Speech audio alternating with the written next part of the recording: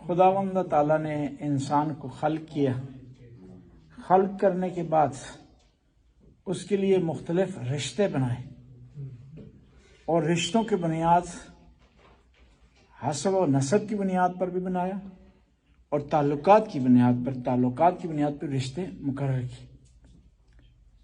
کوئی کسی کا بھائی ہے، کوئی بہن ہے، کوئی والد ہے، کوئی ساس ہے، کوئی سسر ہے، اور پھر انسانوں کے آپس میں روابط کی بنیاد پر بھی انسان کے مختلف ٹائٹل ہیں۔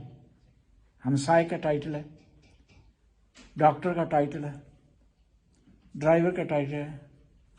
مختلف پیشے جو ہیں وہ بھی ایک ٹائٹل رکھتے ہیں، ایک انسان کی شناخت رکھتے ہیں۔ بس ہم یہ کہہ سکتے ہیں کہ ایک آدمی، اس کے کئی نام ہیں۔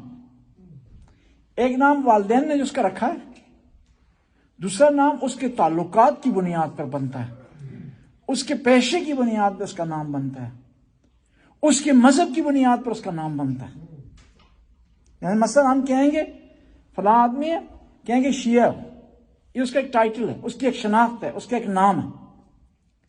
کہیں گے یہ آدمی جو ہے وہ فلاں کاروبار کرتا ہے، یہ اس کا ایک ٹائٹل ہے، اس کی ایک شناخت ہے، اس کا نام ہے۔ اور پھر جب یہ ٹائٹل انسان کے اندر ہیں تو ان